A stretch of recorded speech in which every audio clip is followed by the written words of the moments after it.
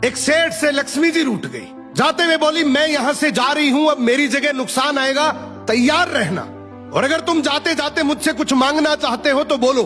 सेठ बहुत समझदार था, बड़ी विनम्रता से बोला, माता नुकसान आ रहा है तो आने दीजिए, बस मुझे आप एक वरदान दीजिए कि मेरे परिवार में हमेशा सुख शांति बनी रहे।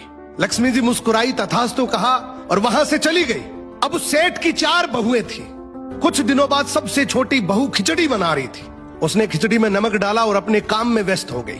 तभी दूसरी बहू आई और उसने खिचड़ी को बिना चखे ही और नमक डाल दिया और वो भी अपने काम में व्यस्त हो गई। ऐसे एक एक करते तीसरी और चौथी बाकी की 2 बहुएं भी आई, उन्होंने भी खिचड़ी को बिना चखे ही उसमें नमक डाल दिया।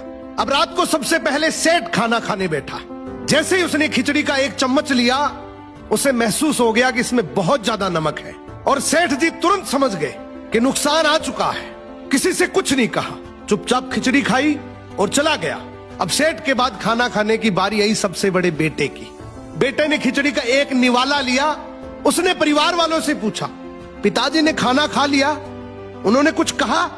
तो बाकी सबने जवाब दिया, हाँ पिताजी ने तो खाना खा लिया, लेकिन किसी से कुछ नहीं कहा।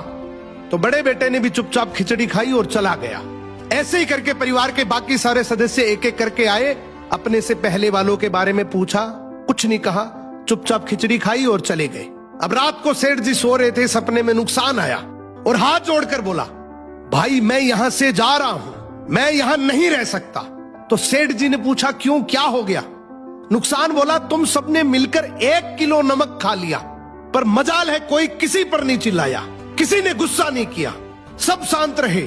अब जिस परिवार में इतनी सुख शांति हो, आपस में इतना प्यार हो, वहां पर मैं नहीं रह सकता। निष्कर्ष कि जिंदगी है तो उतार चढ़ाव, दुख सुख, फायदा नुकसान सब चलता रहेगा, लेकिन जिस परिवार में आपस में लोगों में प्यार है, सुख शांति है, छोटे में आदर, बड़े में बड़प्पन है, उस परिवार का कोई नुकसान, कोई आपदा कुछ नहीं बिगाड़ सकती।